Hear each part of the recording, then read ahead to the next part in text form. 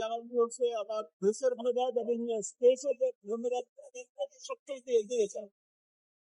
ভাই, শাকিব খানকে কাছ থেকে দেখে সঙ্গীত শিল্পী জেফার যেইভাবে শাকিবের দিকে তাকিয়েছিল সেটা দেখার পর পাবলিক বলছে খাম সারছে ভাই, এইবার মনে হয় শাকিবের প্রেমে জেফার হাবুডুবুই খাচ্ছে।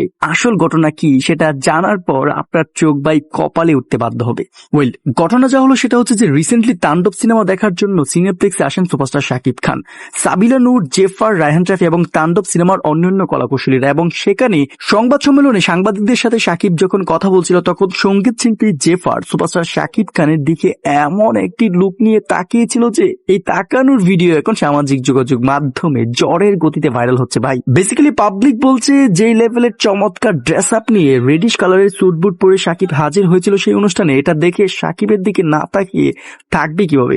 আসলে জেফারের এখানে কোনো দোষই নেই। শাকিব খান দেখতে এতটাই সুদর্শন যে আশেপাশের রমণীদের দৃষ্টি তিনি একাই কেড়ে নিচ্ছিলেন। এখন বস, এই ব্যাপারে আপনার মতামত কি? এবং জেফার শাকিব খানের জুটি যদি ভবিষ্যতে আসে তাহলে দুজনকে কেমন লাগবে সেটাও জানান।